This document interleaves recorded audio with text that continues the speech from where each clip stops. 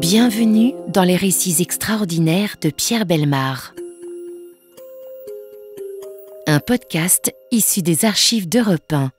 Le nom de Jules Grévy ne vous est sûrement pas inconnu, chers amis. Il fut un président de la République française apprécié par les uns, décrié par les autres, bref, un président de la République. Mais savez-vous que son pouvoir chancela à cause d'un portefeuille? Oh non, pas un portefeuille ministériel, mais un vrai portefeuille destiné à y ranger les billets de banque, un portefeuille qui n'avait qu'une chose qui le différencia des autres portefeuilles. Ce portefeuille-là était fait de peau humaine tannée. Bien sûr, les amateurs de vérité historique seront un peu surpris par ce genre de déclaration, mais vous comprendrez sa raison d'être si vous nous faites l'amitié de suivre avec nous le récit préparé par Grégory Franck, Les 3 femmes égorgées de la rue Montaigne, notre nouveau dossier extraordinaire.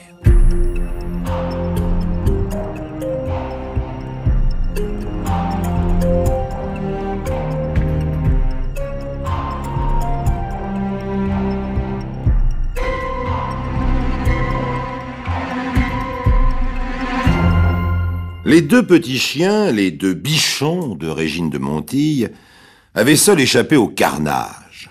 Le concierge du 17 de la rue Montaigne à Paris les trouva sous un canapé dans la chambre à coucher. Ils poussaient des petits cris plaintifs et grelottaient de peur. Le concierge n'avait rien entendu de l'épouvantable drame qui s'était déroulé dans l'appartement du 3e étage. En effet, la nuit précédente, le 17 mars 1887, Paris fêtait la mi-carême. Une neige tardive n'avait pas réussi à gâcher le plaisir des Parisiens qui s'étaient répandus dans les rues de la capitale en y faisant bien sûr le chahut qui convient à une telle fête. Une main crispée sur son tablier bleu, l'autre poing mordu à s'en faire mal pour ne pas vomir de dégoût, le concierge du 17 de la rue Montaigne osa enfin lever les yeux autour de lui. Régine de Montille, de son véritable état civil, Marie Regnault, celle qui avait été la belle Régine, une pulpeuse demi-mondaine visitée par les plus grands noms de Paris, Régine de Montille gisait au pied de son lit en chemise. Sa gorge avait été ouverte par un coup de couteau et son épaule droite avait été désarticulée par un autre coup de couteau. Sur le seuil de la chambre à coucher, Annette, la bonne. Annette Grémeret n'était plus elle aussi qu'un cadavre percé de blessures encore fraîches. En titubant, le concierge passa dans le couloir et après quelques essais réussit à desserrer suffisamment les lèvres pour appeler d'une voix très faible, d'un filet de voix, « Marie ! Petite Marie !» Inutile. Marie qui avait 11 ans. Marie, la fille d'Annette, ne répondrait plus. Dans le lit de sa mère, un bras relevé comme pour se protéger, la petite Marie Grémeret avait eu le cou tranché avec une telle violence que la tête ne tenait plus au corps.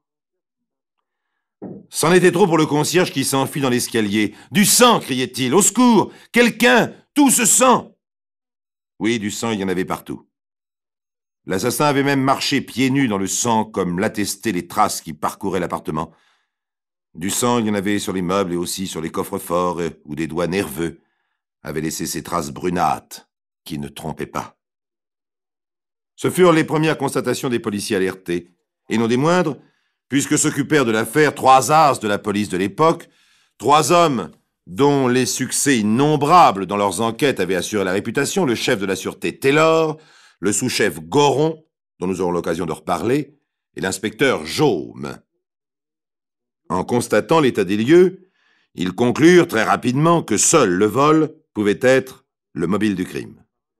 Régine de Montille avait dû passer la nuit avec l'assassin, ce qui n'était pas étonnant, cette fort belle femme de 38 ans était une courtisane en renom qui passait pour riche, une richesse constituée de bijoux et de titres. De son vrai nom, comme je vous l'ai déjà dit, elle s'appelait tout simplement Marie Regnault. Et elle était ce que l'on appelait à l'époque une amuseuse ou une allumeuse, ou encore une mousseuse, ou une instantanée. Je finirai par avoir beaucoup de vocabulaire à force de vous raconter ce genre d'histoire. Elle avait parfaitement réussi dans sa vie galante, et sa silhouette svelte, ses yeux noirs flamboyants et sa magnifique crinière brune avaient su lui conserver les affections de ses amants, dont un notamment depuis 16 ans. Un homme politique en renom que l'on voyait très souvent chez elle, mais d'autres aussi qui la visitaient moins régulièrement et qui faisaient tous partie de ce que l'argot de l'époque appelait le monde Vlamschut et Bécard, c'est-à-dire les milieux huppés de la capitale. Étrange expression. Et l'assassin était sans doute l'un de ses familiers, car, à l'image de nombre de ces dames, Marie Regnault, dite Régine de Montille, à la suite de quelques ennuis avec des messieurs, avait fait installer sur sa porte des verrous, crochets et barres de sécurité qui ne pouvaient en aucun cas avoir été forcés de l'extérieur sans laisser de traces. Or, de traces, il n'y en avait point sur la porte. Les as de la criminelle pensèrent donc que la bonne avait ouvert, reconnu le visiteur et que celui-ci avait sans doute partagé pendant une partie de la nuit le lit de la courtisane. Les draps froissés ne laissaient aucun doute à ce sujet. Et puis l'assassin, une fois son triple crime accompli, avait circulé dans toute la maison en dérobant tout ce qui pouvait avoir de la valeur, cassant une tirelire en porcelaine où Régine plaçait ses bénéfices provenant du jeu. Il avait aussi trouvé sous une pile de jupons de soie des titres porteurs dont il s'était emparé. La coupe où mademoiselle de Montille déposait chaque soir ses bijoux et sa bourse était vide, mais portait des traces d'ongles ensanglantés. Enfin, on retrouva, tout empoissé de sang, les clés du coffre-fort dont l'homme n'avait pour autant pas pu trouver la combinaison. De nos jours, il y aurait là profusion d'empreintes digitales à relever, mais à l'époque, M. Bertillon n'a pas encore mis au point sa méthode, et les policiers doivent s'en tenir à des indices plus évidents. Or, des indices, il y en a beaucoup. Il y en a peut-être trop, et même des indices signés. Dans un coin du salon, on trouve une ceinture de pantalon sur la face intérieure de laquelle est écrit en lettres gothiques et à l'encre un nom et un prénom. Gaston Geisler. Dans un petit chiffonnier, une lettre assez intime et parlant d'une visite prochaine du même Gaston Geisler. La lettre datait du 14 mars. Le crime a eu lieu le 17. Et enfin, sous le chiffonnier, il semble que le Gaston Geisler en question ait abandonné 2 manchettes de chemise à boutons d'acier portant toujours en lettres gothiques sa double initiale. Il y aurait véritablement lieu, ne pensez-vous pas, de s'occuper du dénommé Gaston Geisler. Mais les Geisler, il y en a beaucoup, Bruxelles, Anvers, Rouen, Bordeaux, et même, pourquoi pas, à Paris. Mais celui de Paris est introuvable. Ayant passé une nuit dans un hôtel près de la gare du Nord, il a laissé sa valise en guise de paiement et déménagé à la Cloche de Bois. Grâce aux photos trouvées dans la valise et à quelques déplacements assez fastidieux, le policier Goron finit par retrouver à Breslau une famille qui ne s'appelle pas du tout Geisler, ce sont les Gutentag. Mais ce sont leurs portraits qui étaient dans la valise de Geisler. Gaston Geisler s'appelle en réalité Gaston Gutentag. Il est le désespoir de cette brave famille, et c'est sous un pseudonyme qu'il accomplit de ci, de là, quelques petits méfaits sans grande importance. Hors renseignement pris, Geisler Gutentag vient de purger à la prison de Mazas une petite peine pour grivellerie. On ne l'a relaxé que le 23 mars, alors que le crime date du 17 mars. Et d'ailleurs, une fois dehors, le faux Geisler est allé tout benoîtement se jeter dans la Seine. Mais le contact de l'eau froide, lui ayant sûrement remis les idées en place, il a gagné à grande brasse l'autre rive, et il s'est rendu directement au commissariat pour demander qu'on le remît en prison. Il faut bien en conclure que ce malheureux garçon n'avait aucun rapport avec le criminel de la rue Montaigne. Jugeant que l'abondance des indices qui les dirigeaient vers un Geisler quelconque était peut-être un peu suspect, les policiers se rabattent sur une coupe richement ornée que l'on trouve sur un petit guéridon chez Régine de Montille. Dans cette coupe, les messieurs en visite laissaient leurs cartes lorsque la belle était de sortie ou encore lorsque la bonne Annette glissait d'un ton feutré, mais qui ne laissait aucun doute « Mademoiselle ne peut pas vous recevoir pour l'instant ». Ces messieurs ayant du savoir-vivre laissaient donc un petit carton corné portant leur nom et quelquefois un petit mot gentil. Nombre de ces cartons portent des patronymes célèbres et ont été abandonnés là par des artistes, des industriels ou des politiciens dont les emplois du temps sont faciles à vérifier et que l'on voit mal de toute manière en train d'égorger au couteau 2 femmes et une fillette. 3 cartes pourtant attestent des visites successives d'un certain Pranzini, Henri Pranzini. Ce dernier reçut bien entendu la visite de l'inspecteur de police et ne put cacher son émotion en apprenant la mort de Régine. Ce n'est pas possible. Oh, une femme aussi charmante et qui aimait si passionnément la vie. Quand je pense que je lui ai apporté, voici quelques jours à peine, un roman policier et qu'elle en était tellement contente.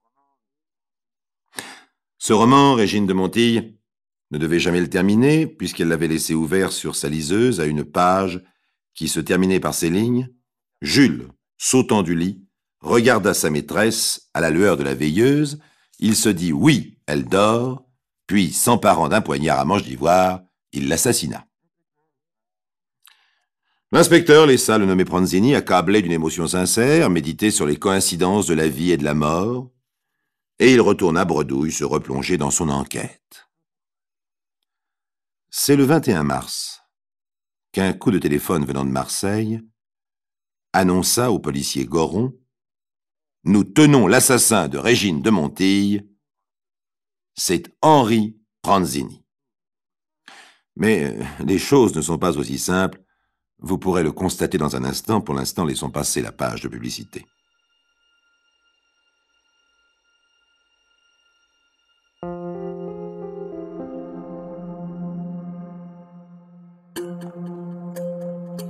Les récits extraordinaires de Pierre Bellemare, un podcast Europe 1. Oui, nous tenons l'assassin de Régine de Montille, c'est Henri Pranzini. Voici ce qu'annonce au téléphone au policier Goron un correspondant marseillais.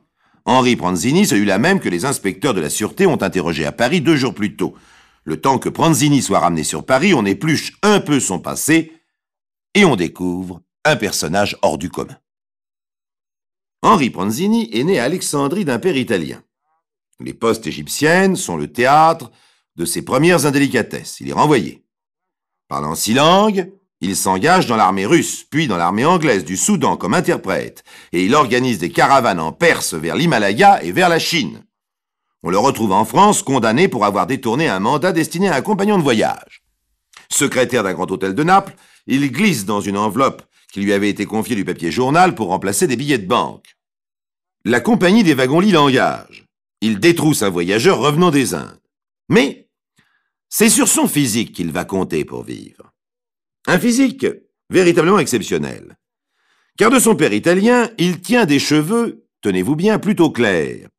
Et il y ajoute des yeux langoureux et un charme presque oriental. Voyez-le aussi d'une taille nettement au-dessus de la moyenne et d'une vigueur à laquelle les dames ne savent rester insensibles. L'une d'elles vénérait ses charmes dans une lettre enflammée où elle l'appelait « chérie magnifique ». Magnifique, Pranzini l'était sûrement au physique, mais au moral, il avait quelques lacunes. Des femmes, il n'attendait qu'une seule chose, leur cadeau. Il avait de l'amour pour une seule d'entre elles, sa mère, à laquelle il écrivait sans cesse, qu'il ne se passait un instant sans qu'il pense à elle, et c'est probablement vrai. Venu à Paris pour essayer de se faire une place au soleil, il pilotait dans la capitale des touristes anglais et égyptiens qui l'escroquaient plus ou moins au petit pied. Au moment des événements qui nous intéressent, Pranzini avait juste un peu plus de 30 ans et vivait au crochet d'une dame de 20 ans plus âgée que lui, Antoinette Sabatier, première vendeuse dans un magasin de mode de la rue Saint-Honoré. Cette maîtresse quinquagénaire mettait ses bijoux en gage quand son salaire ne suffisait pas, afin de fournir à Pranzini l'argent de poche nécessaire et les beaux costumes dont il avait besoin pour progresser dans le monde. Les policiers parisiens se mirent donc à interroger dès son arrivée de Marseille ce curieux personnage, mais il avait un alibi. Un jeune étudiant, en droit, dont le nom de famille était Bernard, avait passé avec Pranzini et 2 midinettes la nuit du crime au Théâtre des Variétés, puis dans divers cabarets et boîtes de nuit du quartier des Halles. Le Bernard en question n'était autre que Tristan Bernard, notre futur grand humoriste. Mais l'alibi s'effondra lorsque le jeune homme, à la suite de quelques recoupements, finit par établir que ce n'était pas la nuit du crime qu'il avait passé avec Pranzini, mais la nuit de l'avant-veille. Entre-temps, les enquêteurs avaient reconstitué la partie la plus récente de l'existence du suspect et arrivèrent finalement à mettre sur pied une version assez plausible des faits que je vous rapporte ici. Avec ses 50 ans et son petit salaire, Antoinette Sabatier ne représentait en vérité pour l'ambitieux Pranzini que la possibilité de ne pas se faire trop de soucis pour le vivre et le couvert, en attendant de rencontrer la femme qui lui assurerait enfin une existence dorée et tranquille. Cette femme, il crut bien la rencontrer sous les traits d'une jeune Américaine qui voyageait avec sa mère. C'était encore une gamine avec ses 17 ans, mais elle succomba instantanément aux beaux yeux de Pranzini, ne pensant plus dès cet instant qu'à sa forte stature, subjuguée, écrivait-elle, d'avoir touché ses muscles de fer. La jeune fille dut repartir pour New York, mais elle avait réussi à convaincre sa mère qu'elle devait épouser cet homme si distingué, si cultivé, si gentil. Par ses lettres, elle le pressait de traverser l'Atlantique. Et cette idée se mit à obséder Pranzini, car pour lui, c'était enfin le mariage dont il rêvait, l'aisance, la tranquillité jusqu'à la fin de ses jours. Et ce qui ne gâchait rien, la demoiselle était ravissante. Mais pour voyager et pour faire bonne figure à son arrivée, Pranzini a besoin d'argent. Sa maîtresse en titre, ne pouvant lui en fournir, il se tourne vers ses autres conquêtes. Une comtesse lui refuse sa porte, car elle trouve soudain suspect cette insistance de Pranzini à la vouloir rencontrer chez elle. Il se rend alors chez un coutelier, et il y fait l'acquisition d'un coutelas de boucher, qu'il insiste pour avoir, au dire du commerçant, avec une lame bien emmanchée et assez forte pour couper du bois. Il jurera plus tard que cet achat n'avait rien à voir avec le triple crime de la rue Montaigne. Entre-temps, le séduisant Pranzini avait reçu les faveurs de Marie Regnault, dite Régine de Montille, la demi-mondaine bien connue. Son métier n'empêchait pas celle-ci d'avoir des peines de cœur, puisque son plus jeune amant venait de la quitter pour se marier. Lorsqu'elle rencontra Pranzini à une exposition de tableaux, au Cercle des Mirlitons, elle pensa aussitôt que le robuste Levantin pouvait avantageusement remplacer l'amant de cœur des missionnaires, et que sa robuste constitution saurait apporter à la femme bouillante qu'elle était la consolation dont elle avait grand besoin. Elle le reçut donc chez elle, comme en témoignèrent les cartes de Pranzini que les policiers retrouvèrent. Et il n'est pas étonnant que la bonne ait ouvert la porte soigneusement cadenassée pour laisser passer le nouvel ami de madame cette nuit du 17 mars. Alors comment ne pas imaginer que c'est bien Pranzini qui froissa les draps de la belle demi-mondaine et qui, vers 5 ou 6 heures du matin, est surpris par elle, alors que nu, dans la pièce voisine de la chambre, il fouille silencieusement pour trouver quelques objets de valeur. Comment ne pas imaginer que c'est lui qui, saisissant le couteau récemment acquis dans la poche de son vêtement posé sur une chaise, se précipite sur Régine, lui tranche la gorge et commet ensuite l'horrible assassinat de la bonne et de la fillette. Alors, il fouille partout, prend ce qui peut être pris et fabrique les faux indices. La lettre, signée Gaston Geisler, les manchettes et la ceinture, aux mêmes initiales. Puis, il rince tant bien que mal le sang dont il est couvert dans la cuvette posée sur la table de toilette, dont l'eau rougie fait partie des indices relevés par les inspecteurs. Il se rhabille alors et attend, caché, l'ouverture à l'aube de la porte des fournisseurs, et il sort sans être vu. Au premier bureau de poste qu'il rencontre, il rédige un télégramme, part pour Nice avec mère. Il adresse la dépêche à la jeune Américaine et il signe « Dr Foster ». Puis, dans un autre bureau de poste, il confectionne un paquet sur lequel il inscrit « Dr Foster à Dr Pranzini, hôtel de Noailles, Marseille, entre parenthèses, instrument ». Dans ce paquet, il expédie les titres et presque tous les bijoux qu'il vient de voler. Mais à cet instant, il est pris d'une intense frayeur. Il a oublié de détruire les cartes de visite laissées chez sa victime. Immanquablement, la police va les retrouver et venir l'interroger. Il lui faut un alibi. Il va donc chez sa vieille maîtresse, Antoinette, et celle-ci est trop contente de le voir revenir et le soir même, ils vont ensemble au cirque. Au retour, il achète un journal annonçant le crime, et dès qu'il a franchi la porte, il s'effondre sur un canapé en pleurant. « Es-tu malade, mon chéri ?»« Non, » dit Pranzini. « Cette nuit, j'étais chez cette femme que l'on a assassinée. On a sonné. Elle a soufflé. « C'est mon amant, il est très jaloux. » Elle m'a caché dans un placard, l'homme est entré. Et de là, j'ai assisté à cette épouvantable boucherie. Je ne pouvais pas bouger, j'étais paralysé d'épouvante. Si jamais la police vient pour m'interroger, il faut absolument que tu jures que j'ai passé la nuit avec toi. » Antoinette promet qu'elle le fera. Elle l'aide à se coucher. Le lendemain, elle est à son travail lorsqu'il reçoit calmement l'inspecteur et joue habilement la comédie de la surprise et du chagrin qui trompe le policier. Le soir, Antoinette Sabatier lui remet l'argent qu'elle a tiré de la vente d'un médaillon de famille et il s'embarque pour Marseille. Là, il trouve le paquet qu'il s'est envoyé à lui-même, mais il lui faut à tout prix vendre les bijoux trop compromettants. Alors il se rend aussitôt dans une maison de plaisir où il tente de vendre aux filles quelques pièces de valeur. Comme ces demoiselles refusent, une dispute éclate et Pranzini se sauve. Ils seront au palais de Longchamp, où il jette dans les toilettes le reste des bijoux, comprenant qu'il n'en fera rien et qu'ils sont trop compromettants.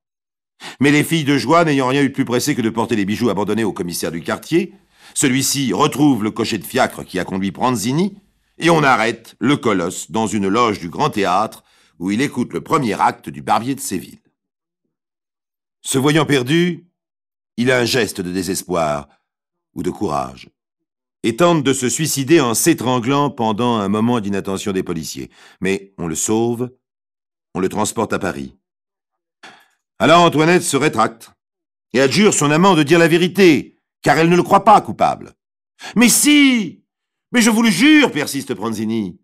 Je suis rentré au domicile de ma maîtresse tard dans la nuit et j'en suis reparti tôt le matin. Si elle prétend le contraire maintenant, c'est qu'elle ne m'a pas vu. Je ne peux pas dire où j'ai passé la première partie de la nuit.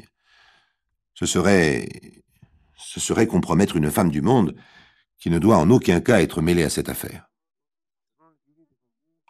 Devant le jury des assises, Pranzini continuera à hurler qu'il est innocent. Son avocat plaide que Pranzini n'avait pas commis le crime, qu'il avait un complice. D'ailleurs, les voisins n'ont-ils pas aperçu dans l'escalier cette nuit-là la silhouette de ce qu'ils nommèrent un gringalet qui semblait venir de l'appartement de la victime. Et si Pranzini ne voulait pas le dénoncer, c'est parce que l'aveu d'une simple complicité lui aurait valu non pas la guillotine, mais le bagne. Il préfère risquer d'être reconnu coupable plutôt que de se retrouver derrière les grilles. Alors Pranzini se lève, la tête haute, les yeux étincelants. Il donne un coup de poing énorme sur la barrière du box des accusés et il tonne d'une voix fière « La mort ou la liberté! Je suis innocent, je le jure !» Il fut exécuté le 1er septembre 1887, place de la Roquette, criant toujours son innocence. Mais l'affaire Pranzini eut une suite. Le sous-chef de la sûreté Goron accumulait dans un petit musée personnel des souvenirs sur les grands criminels qu'il avait arrêtés. Comme il ne lui restait rien de Pranzini, l'un de ses agents, un nommé Rossignol, soudoya le garçon de laboratoire de la faculté de médecine qui préleva sur le cadavre décapité 3 lambeaux de peau qu'il fit tanner et transformer en portefeuille. Ces macabres objets furent conservés par le chef de la sûreté Taylor, le sous-chef Goron et l'agent Rossignol. Mais il y eut des fuites, et des articles de journaux scandalisés réclamèrent la mise à pied du policier Goron. Ces articles étant surtout l'œuvre d'un certain journal, Goron, qui n'était pas né de la dernière pluie, confia au journal rival un dossier qu'il avait sous le coude et qui concernait une dame qui profitait de son intimité avec un député gendre du président Jules Grévy. Cette dame vendait purement et simplement des décorations qu'elle obtenait de ses relations avec le gendre du président. Le dossier fut révélé au public et provoqua un tel scandale qu'il s'ensuivit l'arrestation d'un général, celui de la dame qui faisait le trafic de décorations, la démission du préfet de police, le déshonneur public du député, gendre du président Jules Grévy, et la démission du président lui-même. Dans tout cela, l'affaire des portefeuilles en peau de Pranzini fut bientôt oubliée, et le policier Goron continua une carrière dans laquelle le triple assassinat de la rue Montaigne tint quand même une place honorable, tout comme aujourd'hui dans nos dossiers extraordinaires.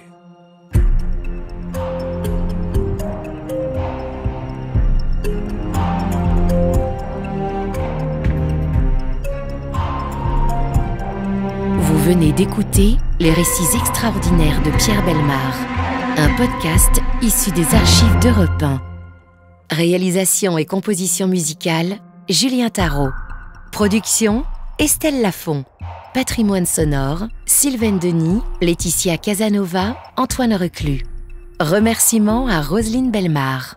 Les récits extraordinaires sont disponibles sur le site et l'appli Europe 1. Écoutez aussi le prochain épisode en vous abonnant gratuitement sur votre plateforme d'écoute préférée.